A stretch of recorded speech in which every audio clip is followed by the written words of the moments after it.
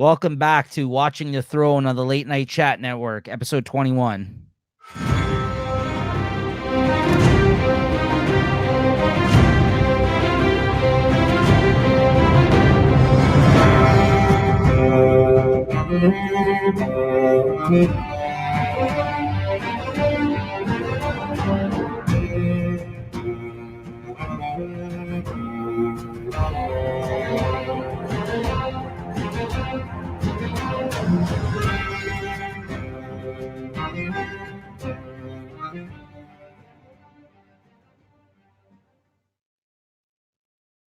All right, welcome back, everybody. Yeah, welcome back. All right, just under the wire, we're recording this episode for you guys to have this put out because someone's been dragging their feet over there lately. But I mean, I've had one episode done for a while. It's just I had to finish up on the second one. we made it. That's all that matters. And at the top of the show here, I want to also mention the fact that we've been lining up a bunch of guests as we promised, as we talked about. We kind of wanted to get the first couple of seasons under our belt before things kind of kick off in the high gear starting in season 3, I would say. And we're going to get into talking about this first episode of the season here in a moment. But yeah, I wanted to mention we got a couple of guests coming on the show, people that have been rarely on the Late Night Chat Network for that matter as well. Some new fresh faces you probably haven't seen in a while, or maybe you've seen only once if you do watch our shows on Late Night Chat Network. So stay tuned because we got some great big, honestly, super fans of the show that will be joining us. Like, I'm gonna have to really do my homework when they come on. I think even more so than when I cover it with Jay, because I could probably get away with some shit with Jay because this is his first time watching the show. But with these guys, I think they're going to be carrying us, quite honestly, because you're gonna have 3 levels of fans on the show when these people come on. I think a lot of these guests that we have planned, guys. So I'll keep it secret for now who's going to be joining us, just in case. But yeah, that's going to be a lot of fun, Jay. I'm looking forward to that. Yeah, it'd be nice to see. Jay is Uh, looking at the I'm actually. scores right now, guys. He's Oh, I'm just trying to. I'm just trying to read over some of my notes here. which is also important, though, guys. Playoff hockey is on, so you might, sporadically, we might kind of start looking down at our phones and see the updates of scores as it's going on here. But Depends what kind of fan. It depends what kind of fan you are. So you'll see if you tune into this show when we air it tomorrow, guys. So but yeah, no, really looking forward to that. And today we're here to talk about episode 1 of season 3, which is Valar Dohaeris. I don't know if that's how you pronounce it, but the other episode was Valar something else, which is the last episode of season 2, and this episode is Valar Dohaeris. Again, I'm not sure if that's how you pronounce it. Maybe, like I said, our super fan guest will come on the next episode and correct us. But you guys may also notice I've changed my name to Meister Stats here. So watch out, yeah. well, Margolis was the first last one. Yeah, Margolis. Yeah. So Sorry, Meister Stats. Yeah. stats, yeah, because as Jay has coined the phrase here for me the other day, yeah, because I'm the one that corrects him on this show, right? So, but yeah, it'll be cool to get all levels of fans, because once we get the super fan people on, that with some of them that we have planned as guests, we'll have me, who's kind of really revisiting this. I'm a fan, but really just revisiting this for the second time around right now. And Jay, who's the newbie here, right? So you're gonna get all kinds of different perspectives, I think, going into those conversations. That'll be a lot of fun. But yeah, so we're here to talk about season 3, episode 1. Jay, what did you think of this one overall? Well, this one surprised me a lot. I'm telling you right now, only because I wasn't expecting it to go from uh, from what it ended off with to 0 this to sort of thing. 100 real quick, right? Well, Like, yeah, it threw me off first, and then I was like, "What the fuck?" I think I even messaged you when I first watched it, and I couldn't believe that uh, all of a sudden there's something else. Now I get to fucking figure out like some other fantasy fucking thing that we get to play with in our head now. Seeing, I guess, everything on the cold side of the planet. Fuck, but it's getting crazy. I don't know what to say. I'm looking forward to the season. If it's already started off with these first 2 episodes that I've watched like this, then you know what? It should be interesting. This one might draw my attention over some other shows. first on the list during the week, instead of maybe putting it on the back burner as I usually do with Game of Thrones, because it's always going to be there, right? I figure. Yeah, hence this late recording. But yes, we've still been bringing them out weekly though for you guys. We haven't missed one. We've only I think we missed 1 week The one time, yeah. on here. So we've been keeping up in that sense, but we do like to kind of work ahead and knowing how good this show is really going to get here, even though it has been good, but how much better and arguably one of the best seasons is this season, from what I've heard from other fans that have watched it in more recent memory, or this season and maybe even the next season. A reason being why a lot of their guests that we want to have on are trying to scramble for these episodes this season, right? So like, I had to call dibs on it, right? So I think it's Jay, I think you're in for a ride here. I think I think you're totally justified in thinking that you do kind of need to push this ahead in terms of your scheduling of all the fucking thousands of shows you watch, because it's really good, man. And these first 2 episodes that we've just kind of watched, and you were here to discuss the first one, the first of 2 that we watch here today. Yeah, great start to the season. Honestly, it's and it's because based on a lot of the groundwork they had to lay in the second season. Like it was one of those second seasons where like they totally changed the direction for a lot of the characters. And they had to kind of start new storylines with everybody going off in their own directions, at least out of the whole Stark crew and everyone else. There was war. There was 4 different people kind of at war at once. So they really had a lot of things to cover in that last season, right? And I think there's a lot of character development and things that were happening, but as a result, I think the story, like maybe some of the actual events that happened in the storyline, were not as crazy as we were maybe hoping for, right? Like, but it's moving at a fast pace now. Like, even with this first episode, we'll get into it here now. It was a really great one. I gotta agree with you. I really enjoyed rewatching this time around. So. Yeah, it was different. It has different things here to focus on now. There's going to be so much that we're getting introduced to, I feel like, in this season. And if it's going to start off like this, I think we should be up like you said, for a ride, right? Yeah, no, absolutely. So yeah, let's get into it here. So this episode opens up basically a cold open. This one had no actual like the usual Game of Thrones kind of music and intro. It really just starts with them plopping you in like basically where they left off with Sam, like after the undead army folks, like the White Walkers, kind of walk past him at the end of the last season. You start off with him with you hear noises and roaring and swords and war cries, and then in the dark. And then it cuts to Sam running through the snow, like a snowstorm, after basically encountering the White Walkers, because I guess with them crossing his path there, he was caught in the middle of like maybe like a snowstorm or something that basically, I guess, that came with.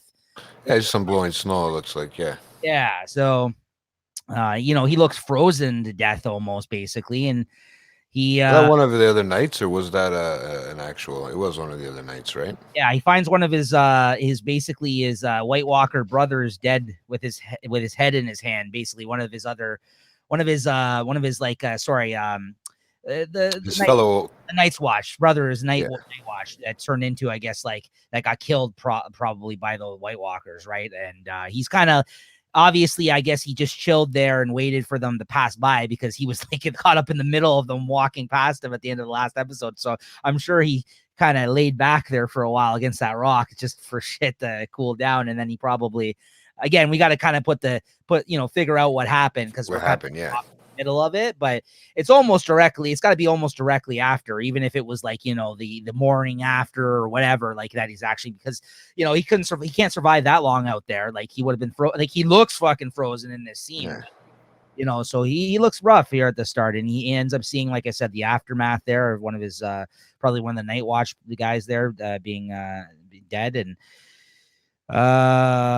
he's White Walker then has an axe that attacks him. Yeah, and he's saved by Direwolf attacking him and being lit on fire by his commander there of the Night's Watch. Like he finally kind of meets up with the rest of his group that he got separated from, or really they kind of went ahead to kind of scout shit out, I think, for the group, because the Rangers were out there, and then obviously They got overtaken, and John ended up getting separated and everything else. Now, right now, he's with the wildlings. Yep. But yeah, and then he asks him if he actually went out and sent the ravens because that was his job, and he says no, and he's like, "You had one fucking job, pretty much." He's like, "You had one fucking job out there, right?" Yeah. So Sam lets him down. He unfortunately tells him he didn't send out the ravens, and he's like, "Well, listen, we need to get back to the wall and warn them. Like, everyone will know that there will be dead. Like the dead exist before winter's done. Like now we're."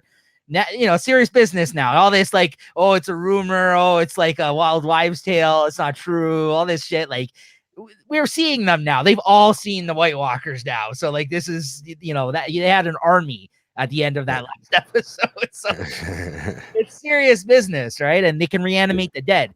These guys, if they come across dead people, like, it just seems like people are just joining the dead army of the White Walkers out past the wall, right? So if they kill people, we already seen some of the Night's Watch guy come back to life in the second season, right? So we know that that's something that can happen. And that's how they grow their army, right? I mean, I don't think you've seen that really to the extent. Maybe it's a little bit spoilerish for you there, Jay, but that's a little bit. That is how the dead fucking basically walk with them, though, right? So I mean, you could kind of figure that out for yourself, given the fact it's not like Dracula where he's gonna suck his blood and it becomes okay. It's different. I won't say anything more about that, but you'll see what come across it. But yeah, this is a serious. I mean, all these guys, all these men are fighting wars on the land, but meanwhile, you got an undead army coming towards you, right? You gotta get them working for us. Fuck. I mean, it kind of speaks to, I think, the world, right? With the way wars go and stuff like that. Also, the fact that they're mostly driven by religion and everything else, these wars. Meanwhile, you actually have a supernatural entity. Like, I mean, you guys should be joining forces right now. Hence, that's why the Night Watch is out there to protect these guys. But really, they should be banding together to save the world right now. Like, yeah, for sure. It's crazy what's going on, right? So, well, yeah, man. I'm really starting to. This is really starting to get interesting because now here you get even more interesting stuff coming in the next scene. But these fucking guys are crazy. Yeah. These undead. I'd like to see some more of this. And you kind of got ahead of me there for a bit, and with the how they walk by them and blah blah blah. That so you did get ahead of me a little bit there, but it's all right. Don't worry. Everybody's been trying to spoil it on me lately. So yeah. So, I think this is when the kind of intro kicks in. I think after all this stuff happens, I think, if I'm not mistaken, right? And then we catch up with John, who's made it to the wildlings encampment now. Like, he's basically amongst the wildlings now. Like, he's gained their respect. And this is where we see a giant, Jay. I don't know if you have a picture of him there. If you want to give a picture of the episode. I haven't had my IMB open. Hold on 1 second. I will get it open. But it shows a picture. But we see a giant for the first time. Guys, Jay that was the first comment he made. He's like, we're fucking seeing giants now in this show. What's going on? And that definitely piqued his interest. There's a lot of things I said it differently. Yeah, he said from little people to giants. That's what this guy said. I still said it differently. But yeah, okay. Midgets to giants, everybody. That's midgets to giants. That's it. Quotes. That's okay. We don't have to be politically correct on that one. It's still a word that gets thrown around. And all of a sudden, you're gonna get what's his name on here, Peter Dinklage, and fucking tell you off, bro. You know what? I'd actually be scared if he's the only one that came on here to tell. I'd be scared of him. Listen, guys, we have to talk in the verbiage of the show from back in the day. They used the word midget and dwarf and everything else at this point in time, right? So Meister Stats has spoken. Meister Stats. I'm just exactly. You're just speaking stats now. That's it. So we weren't called little people then. Sorry, guys. Yeah. So listen, he made it to the camp. He sees a giant walk around for the first time. And we get introduced to a new character, a wildling character with a red beard, a red-bearded wildling man. Kind of looks like a barbarian of sorts. Yeah, kind of crazy. Let's see these guys. Let's see if I can find one of these beasts. We only get a quick glimpse of them too. His name, of course, is Tormund Giantsbane. Whether or not they actually tell you their names in this show, than the first scene that he introduced him, and I'm not sure, but that is his name. That's something I've definitely either have not been picking up on still upon this rewatch, or I don't feel like they've been doing all that much. I think there's a lot of times where they just show you a character and they don't actually really give you a proper introduction of that character in the sense that, You like, want to know what's funny with that? yeah, I've learned that if you put the subtitles you'll on, see it. You'll see the names. yeah, even before it tells you who the fucking person is. But for instance, in this scene, I don't Yeah. know. Maybe I'm just like, I'm not, because, we're taking notes. I'm not jotting everything down. Maybe I'm not listening in I the am sense that too much and I'm not focusing sometimes. I swear, if not, maybe not in this scene. I don't think they told you his name in this scene, but there's been other characters that they've introduced you to on this show that they don't ever say the name until like two or three scenes, like from then, like they introduce you to them by name. Like it's like, okay, yeah, this guy, this is what he's about. And then, you see it, you have a scene with them. And then the next scene, he starts talking to one of the main characters, and maybe he'll get introduced then. And sometimes, I swear, there's been like 3 scenes, I think, until you actually learn the names of some of these guys. I might be wrong on that, but we'll have to hear what the our other guests have to say, because I feel like sometimes they introduce characters and they don't get a proper introduction. Yeah, which is fine. I mean, that's cool, but I think that's why it's so hard. Like this Or guy. we might not be catching it too with the English. That's true. Or I could just be taking it for granted because I'm like, oh, I know who this guy is, and I'm just not writing his name down, right? Yeah. So there you go. That's pretty cool. Isn't it? Yeah, very cool. So that's the guy who's walking around, a giant there. And the wildling basically says, oh, well, you have never seen giants before. She asks him about that, and he hadn't, John, of course, but it's almost like one of these things where the way she said it, there's going to be more giants, because she's like giants plural, not just like we have a giant. And again, there's things that exist in this world still that not everybody is privy to, that they think are like things that are extinct, or things that are like even rumors back then, because obviously the way that information traveled at this point in time around the world, it's not like you could just jump on the computer and see a picture of a giant. It's all through people's travels around the world, people that are traveled or well versed in the world, or have gone to different areas. And this is somewhere that, other than the fucking the Night's, not even the Night's Watch, really have not gone where the wildlings are, right? These are the people of the free people. They don't live past the I feel like they're all afraid to go really north. Only I think it's just I feel like it's because it's cold and they don't know how to survive it. Like, I mean, it's not easy travels. Hey, remember, if it takes them this long to get from Winterfell to King's Landing, then you know what I mean. Like, Yeah. it would take them a long time just to get through the fucking snow. So it's not like they can get in a car or a snowmobile. Mm-hmm. Yeah, no, exactly. So yeah, the red bearded wildling guy is Tormund Giantsbane, who is I guess, let's say, an important character out of the wildling people. So it's not the last time you'll see him again. Yeah, I even wrote it, Tormund. Yeah, Tormund. So they did say his name. See, this time around they probably did. But yeah, so that's a new character to us that we get introduced to for the first time. Do you have a picture of him there, or?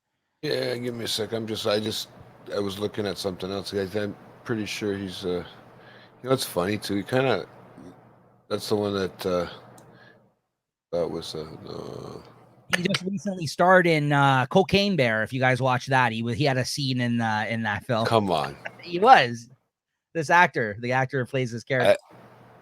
I haven't even seen him. What do you call it? I haven't even seen that movie. So he's a great character. This guy, like, you haven't seen anything yet with this guy. He's a great character. So yeah, I'll find it for you. Don't worry. Give me a second. Keep going. But yeah, basically, it's we get introduced to him. It's told that he killed friends of his and that he wants to become one of them. Jon Snow, that is, and Jon bows to him and says, "Your grace," and they laugh at him and they welcome in for killing his the Night Watch Ranger, who was their enemy, and basically one of the wildlings' brothers. One of the wildlings there says to him, like, that was my brother. But I think it was one of those things where, like, he was an enemy to the wildlings, and they didn't see eye to eye, and I don't think he really had that much of a problem with it, because he kind of welcomes him as a result of this news, right? And he asks, why he wants to join them, and he mentions that, what he saw when he came across Craster stealing babies in the woods, and what took it. Like, that scene kind of referencing that scene that happened in the last season, right? And how the Night's Watch obviously we're okay with what was going on, and John wasn't at that time, so he kind of brings that up, and he says, I didn't really like what was happening there, and he's like, oh, you saw one of them, and of course we never actually saw what he saw. We just, there was a crazy reaction that he had there when that happened, and he said, well, and when he told him that he told his Lord Commander he had already knew, and he wants to fight for the people that will fight the White Walkers for the living. So that's what John basically says. What part of this is true or not, or if he's just trying to survive, who knows at this point. But he's making friends quick with these guys, it looks like. So This guy, is this the one you're talking about? This is the guy with the red head. yeah, that's him. Yeah, awesome character. So then we get Braun sitting in the whorehouse. Where else would he? What? No, why would Braun? That's what I was trying to figure it out too. It was kind of weird to see him where he was, right? Yeah, well, he's been let go now. He's no longer part of the King's Watch. So, Podrick then interrupts him after Tyrion sent for him regarding a matter of life or death, and kind of he ends up leaving with him, and cut to Tyrion looking at his scarred face in a mirror. Basically, Tyrion now is in full lockdown mode when the Queen comes to visit. Cersei comes to visit him with guards. He lets her in reluctantly, grabs an axe, and he's afraid. And she's, is she there to kill him? He kind of asks, right? And at this point, he's basically been outcasted from the events of the war. How everything kind of changed, all the power kind of changed. Like he lost all authority that he had, and He was ready to go see his old man. He's ready to go fucking lay down the law. Right. Yeah, which is a great scene that's coming up soon, and honestly, probably the best scene of the episode. But Cersei mentions that they won thanks to their father. Of course, no thanks to him, right? And he mentions that the person who attacked him was planned. Like he's kind of alluding to the fact that he knows what what part she played in him getting attacked, essentially, right? He kind of throws that out there. And Cersei mentions she knows that Tyrion is meeting with their father today. Says that he has not visited him once since arriving, and he's like, how do you know I want to go see him, and all this kind of stuff, right? And basically she accuses past occurrences of him slandering her in front of their father before, and having a girl beat up in the past is what Tyrion throws back in her face. Apparently her cruel kind of misgivings with somebody, like she got someone beat up, I guess, in their past or something. He kind of throws that in her face, and but you know what's weird? It's you kind of feel like he's they're like when they're both talking to each other. First, he's kind of nervous, like what is she thinking, and then she's kind of nervous as why she, what's he gonna go tell dad on me, or what's he gonna go tell father or whatever. It's like, what are they thinking in their heads? Like they got this game plan for each other, and you don't know, and it's their family, right? So it's interesting to see. I like watching the facial expressions and that kind of acting part of it. Yeah, because their conversations are always them testing one another, like almost like know what big I mean? time. Like who's got the bigger brain? And it's like there's at times it feels like there's some truthfulness there in their conversations, and also at times there feels like there is some love for one another amongst it all, but mostly it's hate.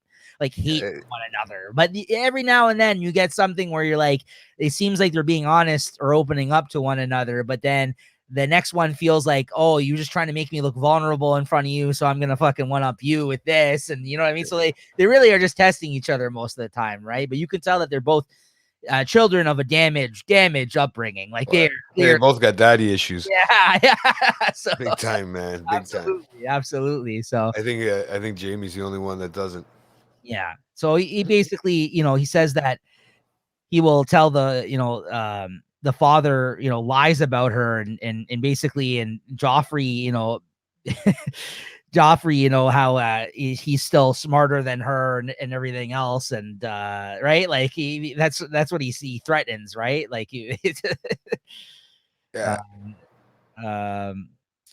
Yeah. Oh, sorry. He said that he's going to tell his father lies about her and Joffrey, And he says he's still smarter than her. Like he says, I'm still smarter than you, basically. Like he throws that in her face. That's sorry, I just read my note wrong there. But yeah, that's basically what ends up happening out of their conversation here, right? But we learn that he is going to see his father, and she's asking what he wants from him, and you know, why does everyone think I want something? You know, that's a narrative that kind of continues on when he goes to see his father too, right? So Well, that's what I had wrote there. I said that because I kind of just tried when I try to jot it down. I can't write the whole scene. I try to write the whole scene, but to remember it, but I yeah, can sure. only stop at a certain part. Yeah, now I got it already. Is it Yeah. what's his name? Next scene already. I already have written down. That's why it kind of paused me out. Yeah. And now then you get Sir Braun of the Blackwater, as he's now known, according to him, as he shows up. He you know, he He's the man.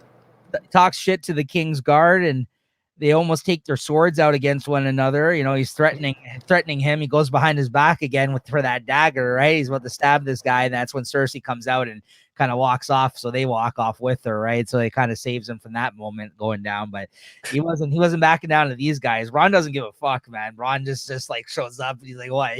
He's making fun of them too. He was making fun of them. He was really trying to stir it up in front of the door. He was Yeah. kind of poking jokes, right? So Then Bronn, you know, asks why he's here. He says he needs protection from the people that want to kill him, Tyrion. And Bronn mentions that he's gone net poor now, protecting him. He's like, you've gone poor. He's like, yeah, listen, I now have a taste for the finer things in life thanks to you, right? So, yeah, and this is their friendship now. Yeah, I can see this thing. right. And then he says, you know, I thought we were friends. He's like, we are, but I'm a sellsword. He's like, I got to sell my sword. Yeah, exactly. That's a good line, man. Yeah, he's like, I need to sell my sword. I don't lend it out as a favor to friends, which is awesome. It's true though. Like I get where he's coming from, right? And then he says, listen, now I want double for my fees because I'm a knight, which is because of Tyrion. He's like, listen, I'm a knight now. You got to pay me double. I love these guys, man. Ron and him, like the way they go back and forth, it's great. It is purely. I don't know. What do you think? Do you think he actually cares about him at all? Because I know they always have these back and forth things where it's always seems it's about money, and he's like almost like a friendship of convenience for him of sorts, right? But at the end of the day, he's doing business and he knows that Tyrion's got the money. Do you actually think that he cares about Tyrion in any way, though? This guy, do you think? I don't know. I feel like they're starting to build a relationship. I feel like if anything, Tyrion is the one that is you know, it doesn't really show the affection to people except for that chick Shay, right? Which is a little different, right? Like I haven't seen him really, you know, he treats everybody pretty much the same manner in that sense. So I'm wondering if He it's plays it if close to who the has, vest.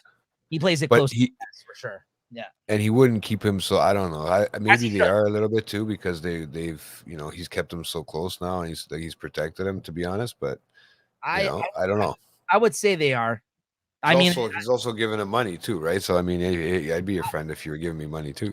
I think deep down they do like each other though. You know what I mean? Like I think that like I said, I think that's just their Yeah. playful banter with one another. And again, it's one of those things that yeah, I'm gonna take money from you. I know you can afford it because he says that. And Tyrion says he's like I don't even know how much I'm paying you anymore. He's like, which means you can afford it. That's what Rob said. Exactly. Yeah. So Exactly. there you go. So I mean, of course, right? I mean, I know that it was a chance encounter that they first hooked up with one another, and he decided to help him, and they've kind of just been running with that. But I also think that he's starting to like the guy too, Braun.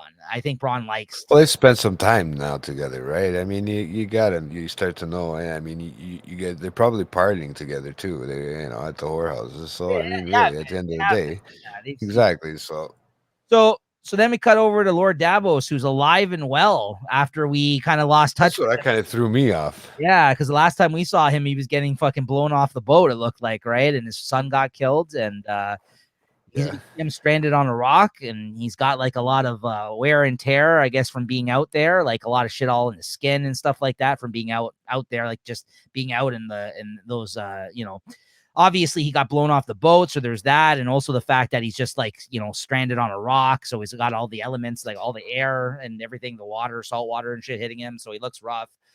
And Yeah. you know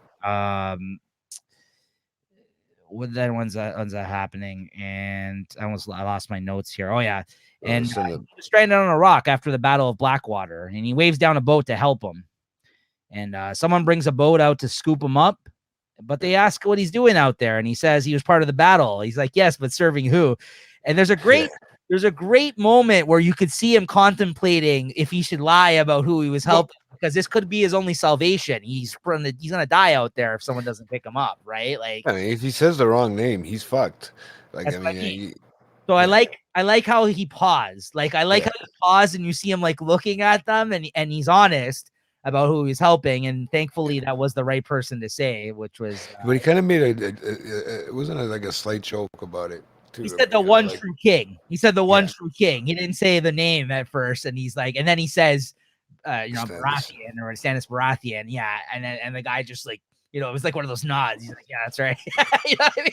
He's like, because it's true. He didn't want to fuck up and say the wrong name, right? He's like, oh no, because he's still technically on their shore, right? Like, so it could be somebody that believes in Joffrey or whatever. I mean, I don't know who that would be, but yeah. Right now, I'm not sure either. That's Don't true. worry. I think you're pretty safe. It's a pretty safe bet, right? I think he believes in himself, and that's. I think it's like the same thing about like right now, if you like throw a rock, you're gonna hit a lot of the Trudeau haters in Canada, right? So yeah, I think it's one of those things. I think you're a good company where you're like, oh fuck this guy, and then there's gonna be like at least a few people around you that agree, right? Yeah, exactly. No. So yeah, so he basically says, yeah, the one true king, Stannis Baratheon, which is what they wanted to hear. They throw him a line and save him. Turns out the pirate friend of his is who they basically, were who they bring him to the boat there. And he mentions that his son died in the battle. They are surprised he lived.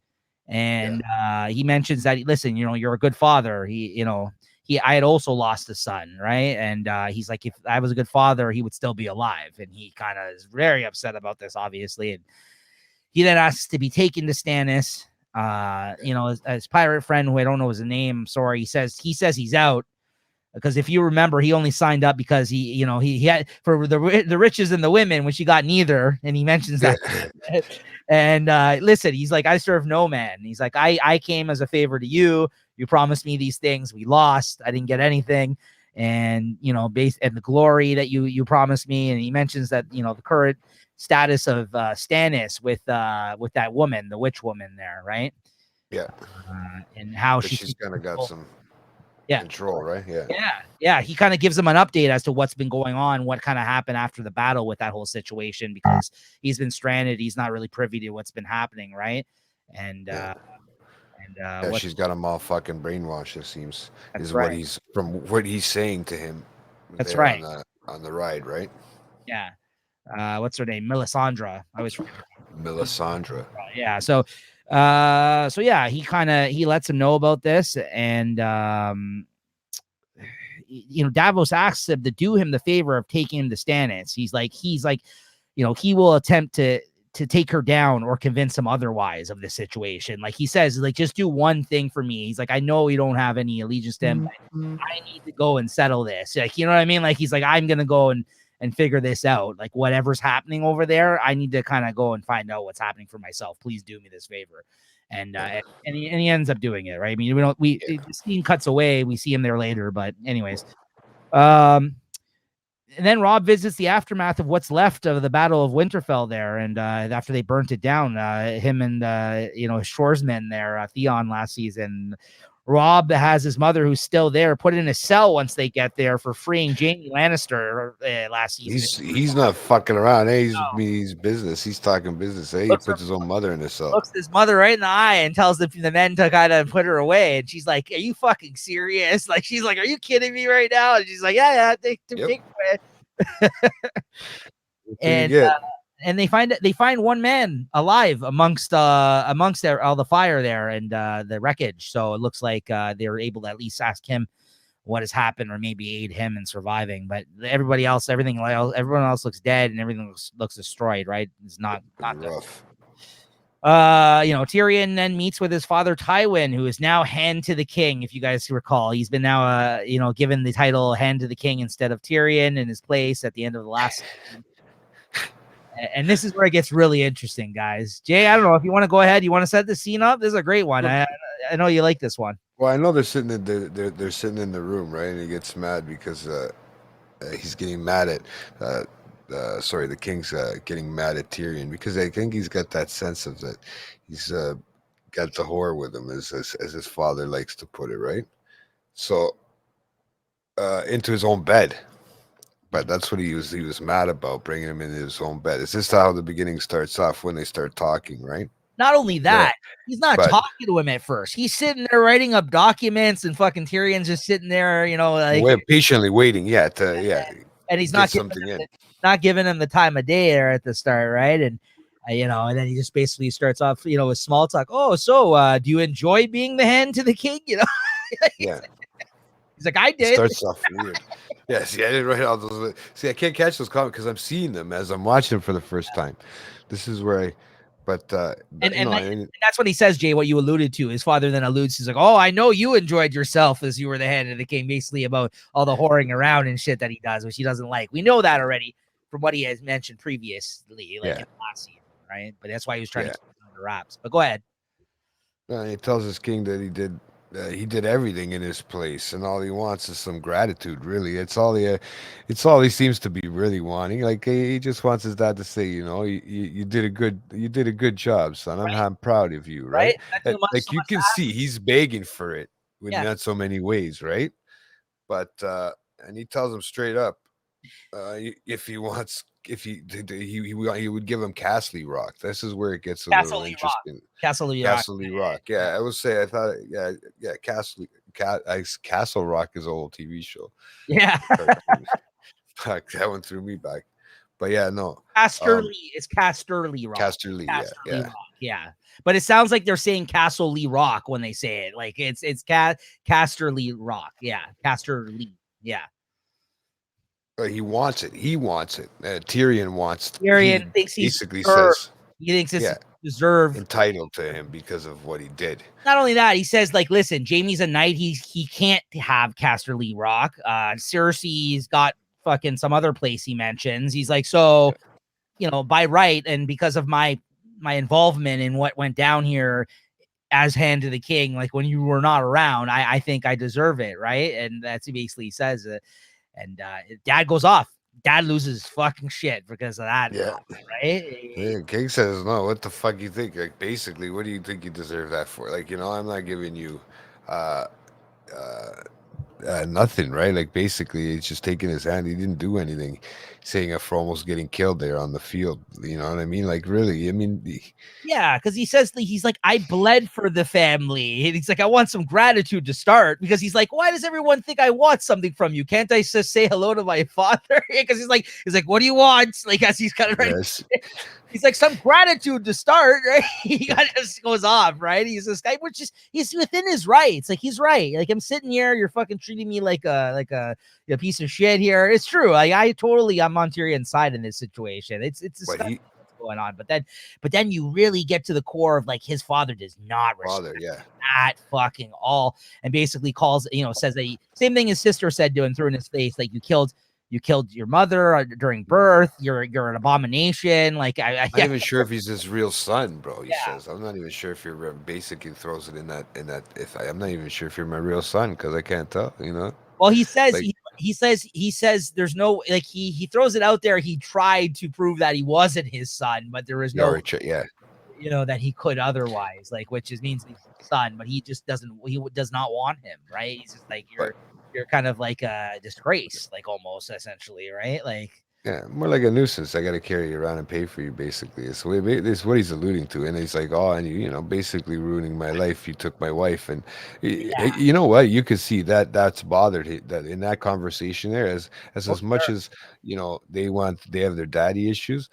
He has his issues with fucking Tyrion, only because, he thinks it's his fault because the mother died. Well, the wife died, right? Well, the sister has also thrown that in his face before, so it is a touchy subject for him. Yeah, it's probably something that's been talked at the dinner table, Right. And I think it's bad enough the guy is unlike everybody else because he is a little person. So he already has that going for him, right? Which is not great. What a fucking dick to say that straight up. Just Yeah. like, you know, He's I even wrote that down. Like, nasty. what a dick. Yeah. Yeah, he's nasty in this scene.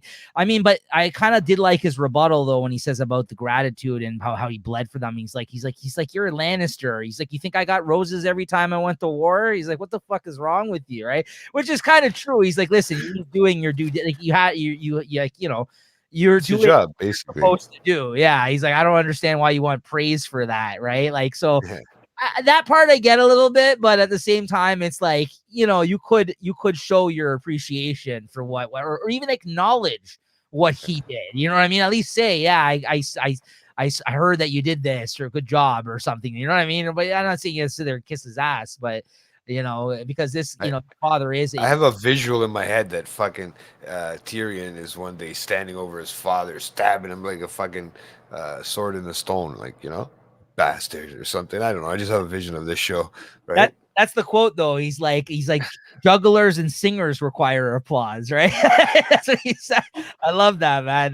That's such great dialogue in this scene written for these guys. Like these actors, like I've seen the guy who plays Tywin and other things before too. I don't know the actor's name.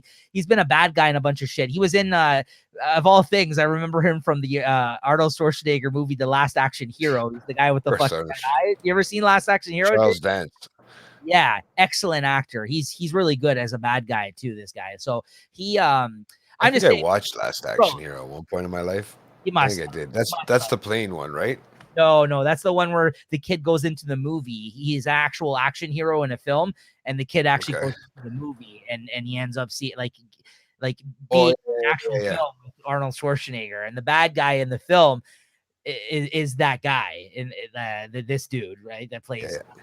Tywin Lannister. And I just think like these actors must have loved these scenes, like in terms of like an actor, like seeing all this great dialogue that they trade off with one another. Like these guys must have loved it, like filming this shit. Like I can only imagine like these two Well, fucking that'd be a good way to bounce stuff off, you know, when you're acting and you can really get into the moment if it's yeah. actually well written like that too, right? Yeah. No, exactly. Yeah, and basically says, I cannot deny that you were mine. Unfortunately, he calls him an embarrassment. And one more thing, the next whore I catch in your bed, I'll hang. That's where he gets it off at the end of that scene. He kind of lets him know, and he basically says, like, he kind of spits at Terry, like he's like, "Fuck you, Casterly Rock. Are you fucking kidding me? Like, get the fuck out of here, right?" And he's just telling him to beat it. He's like, "You're not entitled to shit. Like, I'll give you." He's like, you'll get a job eventually. You'll get some sort of acknowledgement. He's like, you'll get that. And eventually one day you'll get a wife. He's like, but Casterly Rock. He's like, you're not fucking getting Casterly Rock. You don't have anything else coming to you. He basically makes it clear, like you don't deserve anything else, like other than what I'm gonna give you. Yeah. Right? You're lucky you got the Lannister name and the money, Exactly. right? And the So respect that comes with it. that's right. So Sansa, we cut to her. She's speaking to Shay, and they're playing, one of those games where they're guessing the stories that are behind all the people at the port, essentially the guys that are on the ships, and It's people. kind of neat. Well, it's one of those games I've seen people do with people watching type of shit too, like in real life. Like it's kind of Well, like we actually did that one time. Remember when we tried to figure out what was on that boat down right, there at right. fucking That's what I the mean. Ontario Start place? Yeah. seeing stuff like I wonder what the story is behind these people, right? Yeah, exactly. So it's not something that's foreign to us. Like we know that's a Yeah. thing people sometimes do when they people watch, right? So they're sitting there at the port and they're doing Creepers. that. And this is when Lord Baelish, your boy, walks up and he asks to speak to Lady Sansa alone. And he ends up talking to her about how he saw her mother, right? Yeah. And Tyrion says, oh, that's the wrong say. That's my old note. Sorry, Ben. And once again, he offers to get Sansa out of there and have her return to her mother if she wishes. Again, he offers it. He offered it when he first seen her at the end of last season. He offers it again right here. Like, he kind of is trying to persuade her whether or not he has interest in her or the mother. Either way, he's trying to get in there. It looks like, in some sense of the of the word, right? So he then basically Who's that lady that tells Shay about well, that's what I mean. That's to somebody watch that's out? helping Baelish out. I didn't get her name, but I didn't either. I just said the woman tells Shay to watch out for Sansa and that's Baelish right. when they're together. he speaks to Baelish's basically assistant, speaks to Shay, who I guess used to also be a whore at one point in time, but somehow I guess worked her way up the ranks, and is his personal assistant of sorts, right? And she's speaking to Shay off to the side, and she recognizes that she was also, someone who was a whore in her life, right? That she, Yeah, because horse can tell horse, right? yeah, exactly. She's like, and now she lets her know, like, listen, I'm someone now who helps manage his affairs, and she kind of like, lets her know, hey, just a friendly heads up, don't trust this guy. He kind of, it seems interested in your friend there. Like there's something weird going on. Gives her a little courtesy of a heads up in terms of knowing where she comes from, and she's like, oh yeah, so you worked your way up from being a whore to be her handmaiden, or, one of these people that helps them out, and she was surprised. How'd that work? Yeah, and but she recognizes the fact that we've both gotten out of those situations for ourselves. So she kind of, they're smarter than. That's right. So she kind of gives her a friendly heads up in that sense, right? Yeah. Yeah. And then all of a sudden we see what's getting bigger now. What? What's getting bigger now? Dragons. Yeah, we cut over to Daenerys, and the dragons have been growing up quite fast, right? They're like 10 times the size, I think, the last time we saw them, right? So they're pretty big. That was the coolest scene, but that's the coolest scene when they fucking dive into the fucking water. Take dives into the water. Yeah, I mean, they kind of you see them on the boat. Now they're on the boat. She got the boat at the end of the last season. Now she's got everybody on the boat, and they're making their way through the water. You see the dragons flying around. You see how much they've grown so quickly, and but they're not at full size yet, of course not. But they're growing fast. And but she mentions that they're not fast enough still, Daenerys, and she needs an army. Like she's stressing it to Jorah Mormont still. She's like, this still isn't going to cut it. I need an army. And Jorah said they're not growing as big as she wants. I mean, they're only eating fish and stuff and that in the water, right? And Jorah says, don't worry, we'll be reaching Astapor by nightfall, where some of the greatest soldiers in the world come from. And she mentions that she's upset that they're slave soldiers, and Jorah says, like, listen, we don't really have a choice in the matter currently. You want an army, this is the place where we can go and buy an army. So, and as we know, at the end of the last season, they also robbed that joint for all the gold and shit after they kind of took them down, that city, right? So yeah, after they tried to trick her and everything else, right? So I think she ended up robbing all of all their gold and all the riches that they found in that guy's castle, and then they got on the boat, right? So but then those Dothrakis throwing up everywhere on the boat. That's hilarious. Right. Yeah, the Dothraki obviously not. I feel them. Well, listen, they get seasick because they've never been on a boat before, these guys, right? So they're really trying to get themselves together too, and see them kind of up, and it's mentioned, right? So, yeah. So Davos makes it back to Stannis. He does not seem phased at all at his presence. He literally just looks at him as he walks into the room, and he doesn't. It takes him like 2 minutes to say something. Like he's really zoned out, right? He's just checked out, this guy at this point. You could tell that he's under Melisandre's spell or something right now still, right? And he's kind of he looks a little bit, he's all out of it, man. I don't know what she's got over him, what kind of the spell, what she's got. He walks in, he just like stares at him for a good minute and then turns, and he's like, oh, so you're alive, man. Are you like Davos is like, what? He's like, sir, could I speak to you alone for a second? And he's just like, you are alone. And fucking Melisandre's sitting right there, and he's like, oh yeah. And so he's like, okay, I'll just be frank with you. Then he's like, listen, he calls her his enemy. He says, he just straight up with him. He's like, I don't like the way that she's been running things. He's like, I don't think, says it's his fault for convincing Stannis to leave her behind during the Blackwater battle. That's what she accuses him of. Like basically saying, like, listen, I could have been there to help you guys win that battle, but I believe it was you who told them not to bring me along. So she kind of throws that in his face, saying like, you're gonna feel guilty, yeah. And basically, and then she makes a fucking remark about his son, saying death by fire is the purest death. Fucking just literally just throws that out there, mentioning about his son. And even though she wasn't there, I guess she had heard, or maybe because she's a witch, she knows. I don't know. But and he fucking freaks at her because of that after he makes that comment about his son. You better believe it, right? He already has no respect for this woman and feels like she's fucking everything up. And then she makes a comment about his dead son like that. And Stannis in retaliation gets him locked up in the dungeon, says, put this guy in the dungeon. Davos, his right-hand man, the guy who's supposed to be hand to the king, his hand, throws him Yeah. up in the dungeon for him talking back in that moment because he's pissed, obviously, about how the battle went, right? So Oh, I would be too, man. Especially getting left behind like that, and that's his boy, and all your though. men No, dying. Yeah, Stannis was mad though too. Stannis, but he's fucked up right now, right? Like he's yeah. I don't know what's going on with him. no, Like I know it's her. I know it's got something to do with her and with some fucking witch spells and fucking whatever voodoo, whatever the hell she's got going on with her. yeah. Pregnant, yeah, pregnant ghosts. I don't know. So then we move over to your boy here, King Joffrey, being Bro, transferred. fuck, I'm starting to hate this guy. Really, I really am. I don't like his attitude. I really don't. As you should. He's the worst. He's the I worst. mean, it's good acting. Don't get me wrong, but it's fucking like for a guy his age. I mean, don't get me wrong. It's great acting. I commend him for that. But I mean, what a piece of shit. Yeah, Whoever wrote his part, man. Like, no wonder this guy can't get work anymore. he is a piece of shit. He's a piece of shit. Fuck, man. Listen. So, Didn't uh, take me long, eh? Only 2 seasons to realize it. he's being transported through the city streets, and then all of a sudden, he's like in his You little little bitch. yeah, he's in his little his hut, that they kind of carry them around in back then. And then all of a sudden it stops, and he's kind of like peering out. He's like, "Why are we stopping?" Like he's afraid because of what happened last time they went through those cities. Don't forget. And he stops because Lady Marjorie, who's supposed to be his new wife, she starts to walk, and she walks through the mud. She walks through the dirty streets, through the mud. She even like, oh, excuse me, when like this big behemoth of like a scary looking man in the streets like kind of comes across her. She's like, excuse me, and they're like, oh, Marjorie or whatever, the queen, whatever they are. Well, she's not queen yet, but they're like, oh, there's Oh, mud lady. there.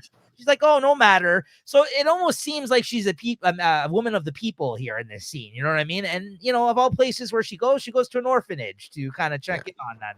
And she makes it She very called her Mother Teresa. That's it, straight up. yeah, she makes it very clear. She's like, listen, if you need anything, you tell them to let me know. He's like, I will bring clothes and food and whatever else later today. Like, don't worry. Like, I have your back, and this means a lot to me and everything. And Joffrey, of course, his sadistic fucking coward ass. And they're like, oh, sir, do you want to go? He's like, no, move along. Like, he's like, get out of here. Like, just watching her, he's like, what is she doing? Is she crazy? I hate this guy, man. So Joffrey just closes the blinds and hides. He's just like move this along now. Let's get out of here, man. I don't want to But know he's me like, in here. Joffrey's just all high and mighty. He doesn't understand what she's up to out there. He's like, what is she doing? Right? You're not supposed to talk to these people. They're below us, Yeah, kind of like that. Then later on, you see Joffrey dining with Marjorie and her brother. And Cersei mentions, as she's there at the table with them, that, oh, so I heard you went to Flea Bottom, as I guess they call this part of town, Flea Bottom. And she warns what her a of great it. town, eh? What a Yeah, great town name, no? Flea Bottom. She warns her of it, and basically mentions how their lives were in danger previously there, which is from that last season when they almost died there, and Yeah. Sansa almost got raped and everything, right? And Joffrey then has to jump in very quickly and be like, "Oh, mother's overreacting. Don't listen to her. She doesn't know what she's talking about. We were fine." Like, Yeah, we doesn't can want handle it. to look like a pussy in front of her, right? So he says, and then he's like showing off about her to his mother, and his mother's not stupid, so she's kind of like, this girl's playing with your head already. And he's like, oh, mother, she wants to help the poor and do charitable work and all this kind of shit. And Cersei, you could tell she thinks it's all an act. Cersei's like, oh yeah, she does she? And she's sitting there with that smirk on her face, right? Like, he's like, yeah, Well, okay. I mean, she did say she did it back home, right? Like she did help with the less fortunate, right? She did say Right. that the poor are no different from the rich, right? If you give them a chance. Which, we have no reason not to believe that at this point in Yeah. time. She could just be a better person than these fucking people, which are horrible people, right? So, I mean, Mm. I don't think that's much of a stretch. And, and then he mentions, oh yeah, she really knows what she's doing, and she's like, oh, I'm sure she does. As she's like staring at her, she could tell she doesn't like how she's kind of Yeah. moseying on in on this situation because she wants to be queen, right? So Yeah. I guess she's trying to protect her son, right? So But Joffrey makes a crack at his mom's age too. There at that little thing, when she, she just doesn't get it. but it's just You know. funny because Marjorie's older than him and he can't wed her yet, I think, or he's going to be able to soon, but it's just a weird situation with these forced marriages during these times, right? It's kind of odd what's going on here, You right? got to be told. Yeah, it's it, man. That's just and it's arranged. You got to be told, man. It's like that's it. You're forced. That's it. But then we go back to Daenerys and she meets the Unsullied, who are soldiers from Astapor. And Is it basically Kranzia, that place again? That town, that place that they went? It's Kranzia or whatever it's called. the last place they went to, or this No, this one here. This this one here. this is Astapor, I thought. Isn't this where they said they were headed in the earlier scene, Jorah? Uh, I believe that's uh, where they went. You have a different. Where do you have written I down? wrote Kranzia. Okay, yeah, maybe that's a city in Astapor, maybe because in the last scene, Jorah said that they were going to be there. That's where they were going for soldiers, was Astapor. Yeah. Well, that's but so this is it's Kranzia. It's the Must be like a Kranzian town people, right? or something. Yeah. Yeah, yeah, and then Misandria people guarding. Yeah. The Misandria or something they're called. okay, yeah, and then basically you basically see the guy who trains these guys. He's trying to show off how tough they are in front of her. He cuts off one of their nipples, and they don't even fucking Yeah. by it. Like he's like, "Hey, watch They'll this." basically guard until they drop dead. They'll stand there, right? Right? Yeah, he says death means nothing to them. He's like these and it's one of those things where you're like, yeah, these guys have been trained since birth type of deals. You know what I mean? Like this is all they know kind of thing, and they basically have had all other kind of feelings removed from them. Essentially, they're just like That's crazy. It's like raise robots. You know what I mean? yeah, it's pretty fucked up. But that's they Have want an to. army like that. That's what I mean. He wants to make the best warriors there is, and that's what these guys apparently. That's what he claims, right? And it's funny because the translator is speaking for him, and he's like talking shit about her and everything else, like basically saying all this shit, and she's cleaning everything up for him. She's like, tell this whore fucking whatever. He's just talking shit about Daenerys. And like translators like cleaning it all up, He's like, this fucking woman, they're speaking Valerian too, by the way, in this scene. That's what they mentioned that they're speaking. That's what I was thinking. I thought I heard them say that, right? Yeah. I wrote that down if it was here or the next part here. They're speaking Valerian, right? They are. And then she mentions, hey, how many men do you guys have for sale? And he says 8,000 men to sell her. 8 fucking thousand. There's your army, right?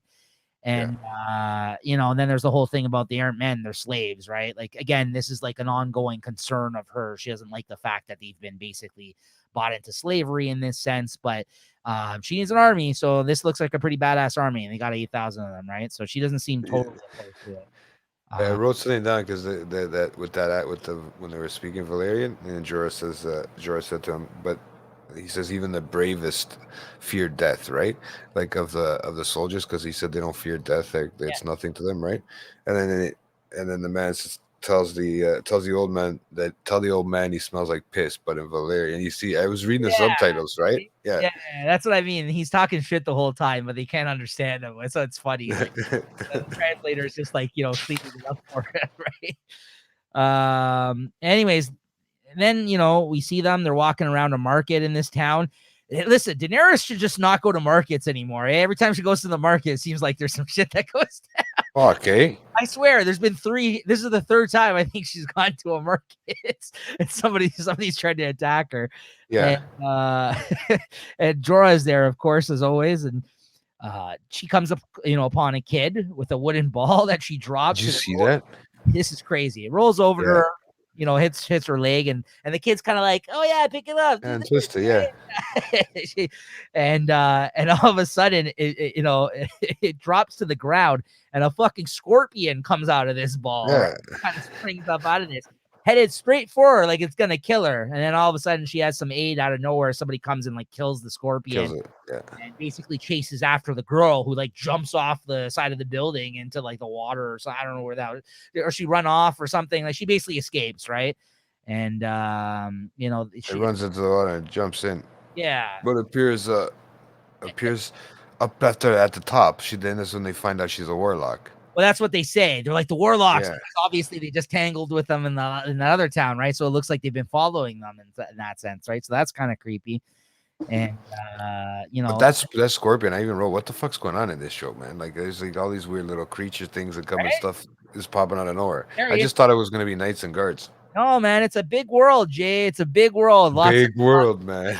Big world, man. So, and then at the end here, the man who saves her reveals himself as the Lord Commander to Robert Baratheon, one of the greatest fighters of the Seven Kingdoms, as Jorah Mormont mentions, as because she's like, "Do you know this man?" As he reveals himself, he's like, "Yes, I do know this man." He's right, and Biggest master he's ever seen.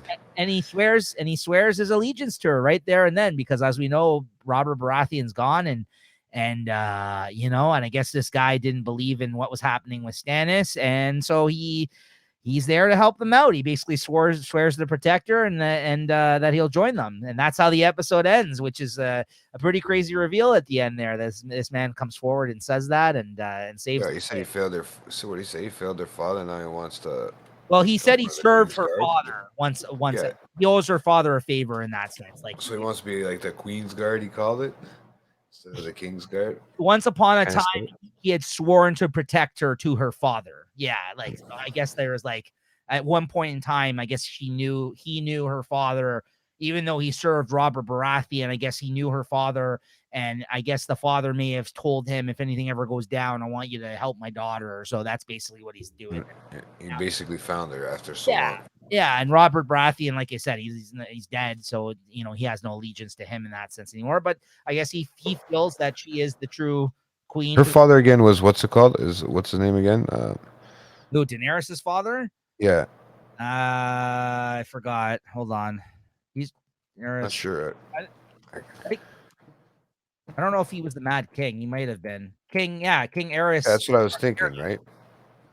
The Targaryen. He was a king. It's Aerys. Aerys the Second is the daughter of King Aerys the Second Targaryen, also referred to as the Mad King. Yeah, the Mad King. Yeah, so that's the one that Jaime killed. That's right. Yeah, you're connecting the dots there, Jay. There you go. Okay, no, I was just trying to make, because you know what, some of the like when I honestly like I spelled Daenerys totally different. Like all the names I'm guessing, and then I see them on here, and then I look at them on my paper as well, and I'm fucking like, oh, I really spelled that wrong. Because I'm in a rush and I'm just jotting them down, right? Yeah, they're all the names are they sound a lot alike, a lot of the names, right? Like so it's kind of, you know, it's a weird style. It's like, I mean, if it's in English, Old English, Charlie, Tully, Eris, Eric, you know what I mean? Like everything's like some sort of variation of the other in some sense, right? Like, and you know, and like again, we've probably only been introduced to 10 different family names on this show. I mean, there's been more, but the important ones where they're like Valerian or Stark or like Tyrell. Now, like whenever you meet a character and they say a certain last name, like, you know, red flags go off. You're like, oh, this guy must be important. You know what I mean? Like just because of that, like their relations to one another in this show, right? So. Yeah. Anyways, yeah, so there you go, guys. That's episode 1 of season 3. What a great start. What a great episode. A lot happened, and a lot more to come, guys. And as I mentioned, we have guests coming up. So stay tuned. I can't wait for that, man. There's people in here that there's a few people that are coming up that we knew that were going to come up for sure, but now we just found out more people that fucking we know. Right. This is going to be interesting, dude. Yeah, we got a few. They're going to be fighting for spots. A few different guests you're going to start seeing over some of the episodes moving forward, guys. So that'll be a lot of fun. So make sure to tune in for those. And yeah, that's it for this one. Jay, anything else? All right. No, that's it for this one. I mean, the next one's good too, man. So we'll have to get on cracking on that one. Stay tuned, guys. All right. See you next time. Thanks. Peace out.